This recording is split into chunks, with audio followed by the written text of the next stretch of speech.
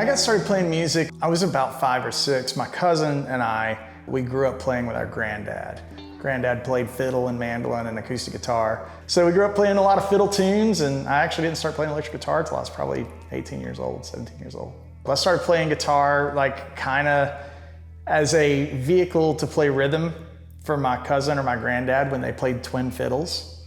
Just like my cousin learned to play enough rhythm guitar to play for me. So I started there. And I played mandolin and acoustic guitar pretty intensely till I was, like I said, 17. And at that moment, I heard a solo on Mark O'Connor's new Nashville Cats record, and it was Brent Mason playing Pick It Apart. And that's like, you know, in Family Guy, when Stewie hears the banjo and he's like, what is that glorious sound? That's how I felt hearing Brent's telly. And I immediately had to get electric guitar and start down the path. Whatever you're surrounded by when you're discovering music, you tend to like, because you're hungry for music. And I went to second grade elementary school thinking that everybody there played music. I didn't know that my family was, to me, mandolin and bluegrass and fiddle was like playing basketball. It's like, oh, what instrument do you play? You know, it's people like, what? You know, and I was like, dawned on me that it was very special to be in a musical family. Everybody at school was into Charles Barkley and the 90s era Chicago Bulls and, you know, Tom Smoltz from the Braves. It's like it's sports, it's like any other high school. So me and Brian played music for ourselves. Then all of a sudden, you know, I got 15, 16, got a driver's license, moved to Tennessee, started playing in theaters. And then you start playing in clubs, and it just, you know, music's a beautiful thing that you start and you think you can see all of it, but the more you learn, it's like, oh. So when I started playing a lot more guitar, I had a moment in Pigeon Forge, Tennessee. They have a lot of theaters. So I was working in one of these theaters, and I was playing acoustic guitar and mandolin, and the electric guitarist was like, oh man, you must listen to a lot of Steve Morse and Paul Gilbert. At this moment in my life, I'd never even heard those guys. And he was just judging on the fact that I picked 95%. And I said, no, I'm a mandolin player. So he made me a mixed CD that had all the things that I guess every teenage electric guitarist should have heard. So I had Racer X and For the Love of God and Steve Morse and all that stuff. It's interesting, I get a lot of questions and comments, and I always want to ask about picking. And I didn't really pursue the art of being a really fast picker. I pursued the art of being very clean. And it was like speed came as a byproduct of pursuing something else. And a lot of my biggest influences on my alternate picking are not guitarists at all. Like one of my biggest influences is Bela Fleck, banjo player. And I would hear these rolls and these like really cool patterns, and you know, I didn't use any, at that moment I wasn't doing any hybrid playing, so I was cross-picking to emulate the banjo rolls. And that found its way into being a natural transition into Dream Theater and the Dixie Dregs and things like this, where all the notes come out in machine gun format, you know. Playing a lot of different styles of music was very different before the internet made the world small. The moment you could get full albums in seconds, that really changed the taste buds of a lot of people. My first record was titled A Disconcerting Amalgam. It literally means a bunch of things that don't feel good when they go together. Because I had a Bill Monroe tune, then I had a fusion song that's in 11 with diminished harmony. Then I had a 7-string song, kind of more, you know, Dream Theater-esque or whatever you want to call that prog metal thing.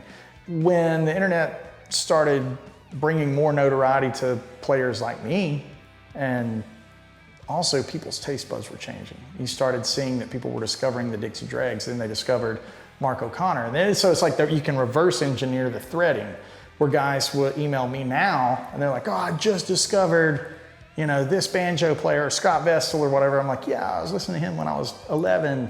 Welcome to the club. Versus the other way around, where like recently I just did the John Petrucci guitar camp. And you know, it's me and Tosin and Jason Richardson and those guys, and they're talking about all these like metal things that they've listened to for years that I wasn't necessarily hip to. The appeal thing changes because now everybody has access to everything. So it's not crazy to think you could have somebody have Meshuggah on a playlist next to Jason Isbell.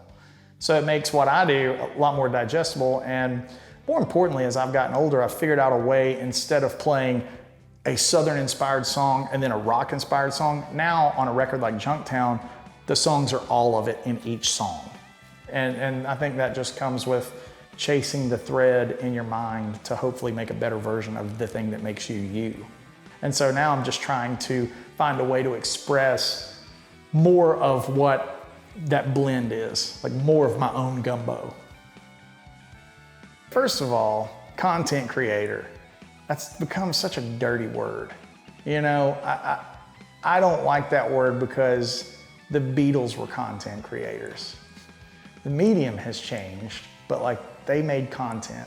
And so my perspective on that's interesting in that like we're all artists and we're all making a different thing, right? Especially in the guitar music world.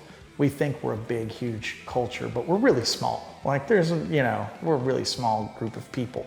My channel came haphazardly because Ben Eller, who has a very successful YouTube channel, he's the This Is Why You Suck at Guitar weekend Wayne Shop guy. And he's a good friend of mine and plays bass in my trio. Ben would always rag on me all the time. He's like, bro, there's all these videos of you and you're like, all these other people are like getting the credit for like you. I was like, who cares, man? Like, I was like, okay, whatever, Ben, how hard can it be? I'll make a video here and there, whatever, you know? And so I just talked about the things that I love. The conscious effort was to not be a lesson channel. It was the same kind of mentality that I have when I make a record. I'm not gonna make a metal record, I'm not gonna make a country record, I'm gonna make a record. Whatever you receive it as is your decision. The locking of the channel into a lesson thing or a year review thing predetermines your path. And I know that after this pandemic releases its grip on us, there's gonna be touring and there's gonna be more road gigs and things like that. And I wanna have a channel to where you can enjoy that with me backstage. And that's kind of where the catchphrase, the Hello Music Lovers, come from. It's like, man, do you love music? Maybe you'll like this channel. And it's not meant from any other perspective other than mine. So to me, YouTube is just an outlet. Once a week, I can make something and connect with a fan base. That's been very therapeutic for me because I've had no way to do that. And that's what I live on. So it's been a year in the making and I hope it keeps going forever. And really that just depends on if people keep subscribing.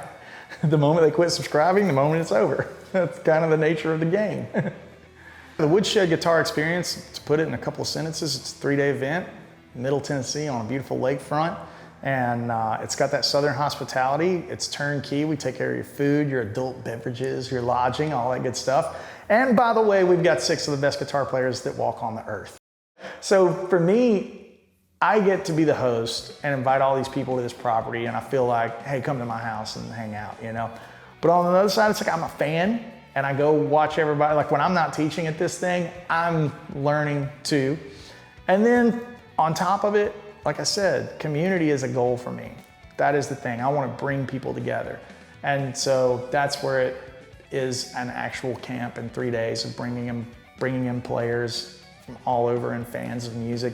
Had guys that played for 6 months that came, you know, and then I've had guys that played for 25 years that came, you know, and it's just trying to provide a little getaway in a time where there's not a lot of options to go see these kind of players, you know. I know what it's like to be working for an artist and a VIP pre-show thing is $500 and you get 20 minutes in there with 150 other people and it's cool, but it's not like here, yeah, we're an expensive price point, but you get 3 days, you eat lunch with the guys. You know what I mean? You wanna have a bourbon with like me or any of the guys, like, yeah, that's what you can do. Because of that, it eliminates the wall of, I'm only gonna get 10 minutes with you, what am I gonna ask you? And it becomes a chill hang. And so you can talk about amps for an hour. You know, you can literally be like, hey man, how did you play that thing? Where did this thing come from? And you don't feel like that time wall is collapsing on you. So that's, again, I just wanted to build the thing that I would have gone to when I was 17. Like, what would I have paid a lot of money? What would I have sold a kidney for? Okay, make that. And try to offer that to folks that might be willing to sell kidneys. I don't know. I don't know how that circle goes. For some reason, we've got a plethora of kidneys laying around, you know? The foreseeable future obviously is undetermined because yes, we have a tour with Gary and like the rest of the industry, we're like, it's on for now? Question mark. I've got 50 demos as one does during a lockdown. And so trying to decide what that next musical statement is has been challenging. So yeah, there's a lot of things under the hood and then there's the Gary tour and we'll just see what the world does. You know, it's like that's shaking an 8 ball at this point, you know. Also this year, it's been a big year for signature products. Because of the lockdown, people have been buying a lot of gear. So we finally released Wampler Gearbox, which is my signature dual overdrive that I did with Brian Wampler. And it's been around. I have a gray chassis version of it that's been around for 2.5 years, but we finally got it down. I drove him crazy, but when it came out, everyone loves it and can't keep them in stock. And so now I just feel like, see, I'm crazy, but it's cool, right? Like, you don't hate me as bad, right? I'm very proud of the products that I've worked on, been a part of, and I think that's a big thing is if I have a product with my name on it, you can bet your bottom dollar that it did not exist and we put a paint job on it. Like, I'm very much a start from scratch kind of guy. And probably is not fun for the people on the other side of the coin, but it's really fun by the time we get to the end of it and the product is cool. I don't have delusions of grandeur. My last name's not Clapton, but if the product's good enough to stand upon its own merits, maybe they'll buy my album after they like the pedal or something, you know.